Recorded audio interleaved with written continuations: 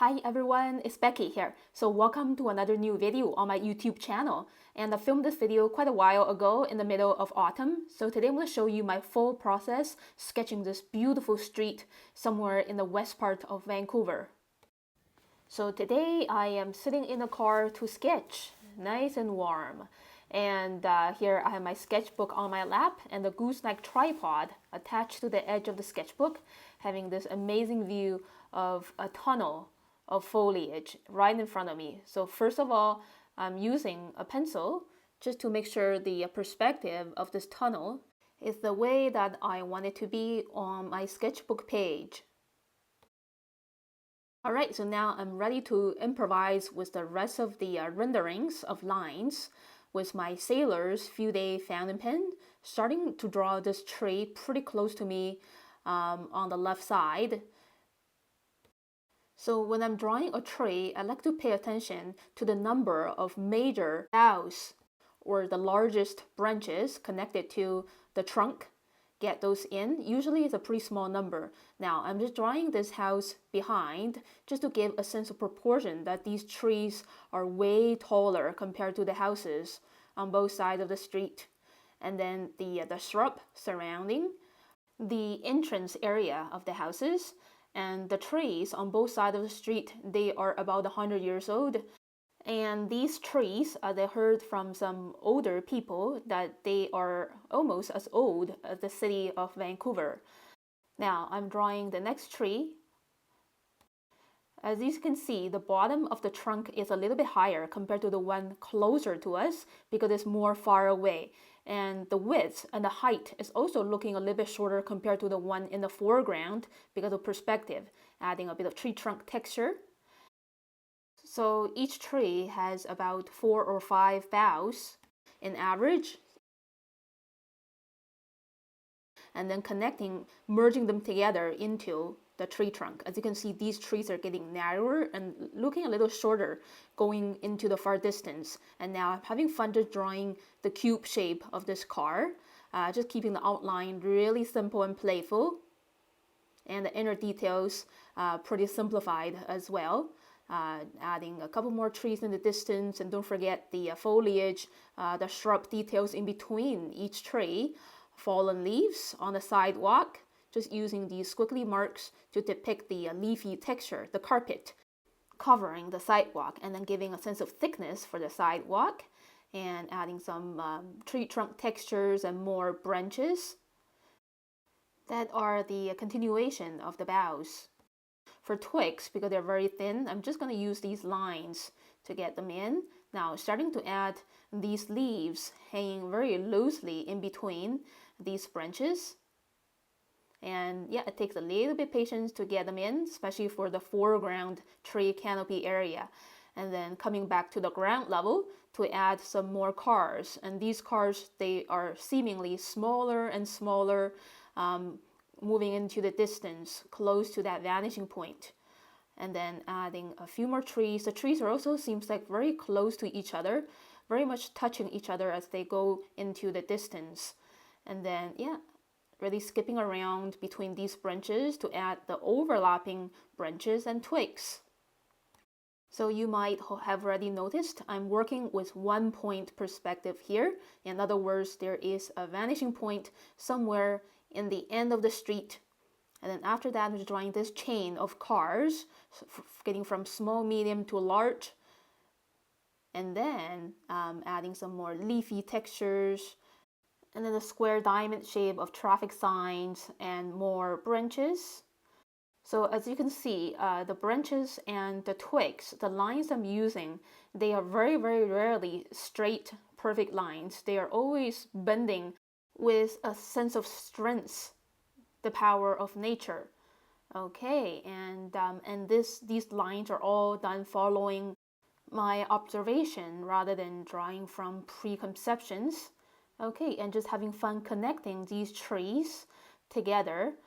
Yeah, again, as you can see, these ones, as they get closer and closer to us in the foreground, the branches are thicker, longer, and the trunk is also lower, closer to the bottom edge of my sketchbook. Yeah, just getting these boughs in, and the texture for the tree trunk. In between, there's a lamp post, which is a human-made object with straight lines. Okay, and these leafy foliage, very loose here in the middle of autumn. And a lot of times I like to use my imagination a little bit, thinking that these branches are like little arms stretching out, and the twigs are looking like little claws or little fingers. And these trees, they are like friends. They're friends for many, many decades, and they're joining hands and fingers. Yeah, okay, just having fun adding these squiggly lines for the leaves, the canopy making up this huge tunnel of trees. And these windows are like eyes of the house peeking in between the trees, which are kind of like really cute. Okay, and just finishing off the carpet of leaves on the right hand side and then writing down the date and date. And now it's time to have fun painting in watercolors to really bring out the atmosphere of this bright autumn day. So as usual, I'm starting to paint the yellows first. So this is diluted yellow ochre. So I'm just covering the street area with this diluted yellow ochre. The yellow ochre mixed with lemon yellow for the tree canopy areas.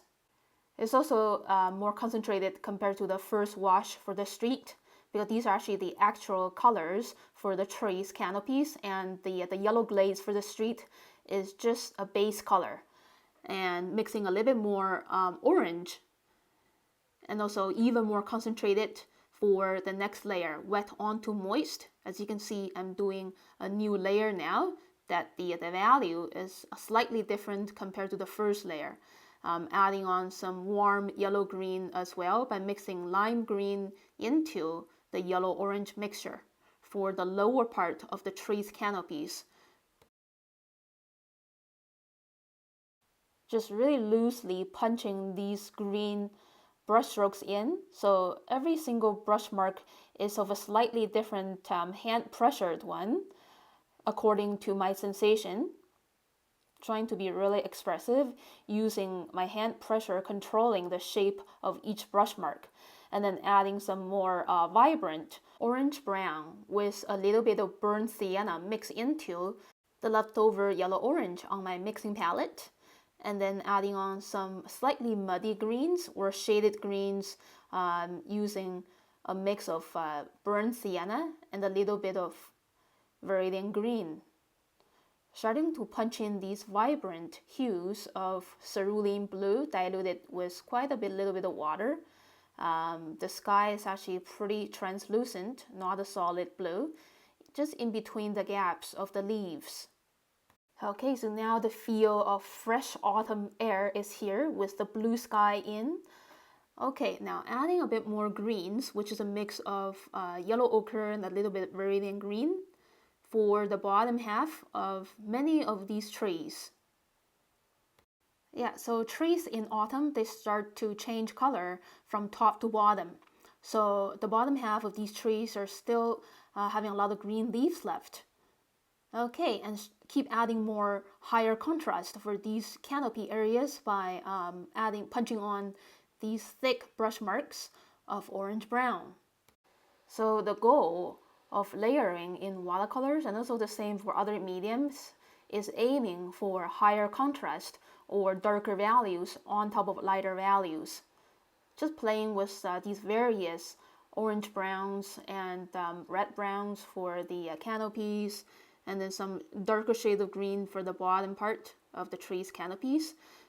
Adding these two values of brown, the lighter on the bottom, the darker brown on top, for these tree trunks, boughs, and branches, skipping around a little bit to show the sunshine, skipping in between the branches. So I mix this brown by mixing cobalt blue into burnt sienna. The more blue I mix in, the darker the brown is to a dark sepia value. Painting these branches very loosely because the sun is actually going through the branches, giving highlights to some of the branch areas. Again, darker value, a really dark sepia on top of a lighter diluted version of brown.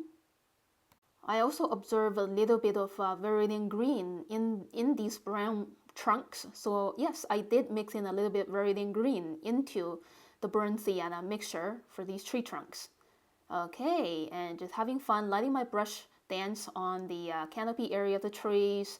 There are a lot of red-orange leaves for this tree here. Yeah, super vibrant, juicy color. As we move on to layer number 3 and 4, the brush strokes should be getting more and more precise or smaller and smaller with finer renderings for the leafy texture. And for the leafy carpet on the sidewalks, we don't have to fill every single leaf shape with colors, just paint it very broadly with large and medium brush marks and the green leaves, the green lawn area in between. Okay, there's a pretty nice balance of yellow, oranges, and greens, warm and cold colors, balancing each other. And just having fun painting the greens for the shrubs here. And a darker value of green for higher contrast.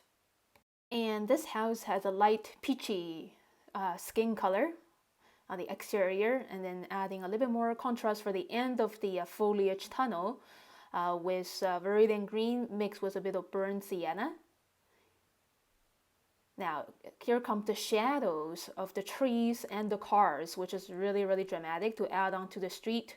So I mixed my own gray with cobalt blue and royal purple and a little bit of green, starting with a lighter value and a darker value, wet onto wet. The brush mark is very thin for the areas of shadows in the distance. And then just using the leftover skin colors and dark sepias to paint the house colors over here, reflections of leafy greens. Wet on dry, some choppy brush marks to accentuate the close look of this foliage, and then darker shadows on the lawn. Okay, so yeah, higher contrast is always being pushed around the end of the painting stage. Same for the shrubs on the right hand side. A darker sepia for the roofs. So one of the tricky things about watercolors is that when the previous layer is dried off, the value tend to fade off a little bit too. So right now, as you can see, yeah, just getting these red rear lights for the cars in.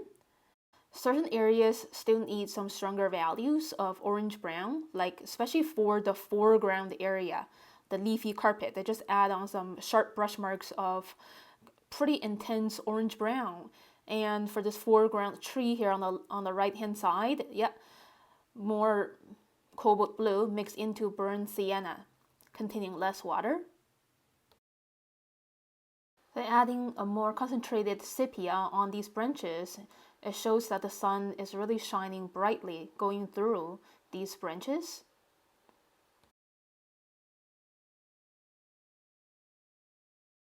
And I think that's it for this painting on location here in the car. It took me about 1 hour and 15 minutes to draw and paint. Hi kitty. So I just met an adorable cat right outside the car. I think he or she is going home now. Nice to see you. And so thank you so much for watching this video, everyone. If you like it, please click like and leave me a comment below. Subscribe to my channel for weekly updates. I update my channel with 2 to 3 new videos every week. Having a cup of coffee before going home. Happy holidays, everyone. Have a joyful season with your loved ones. There will be a new video before Christmas, so stay tuned. Bye, everyone.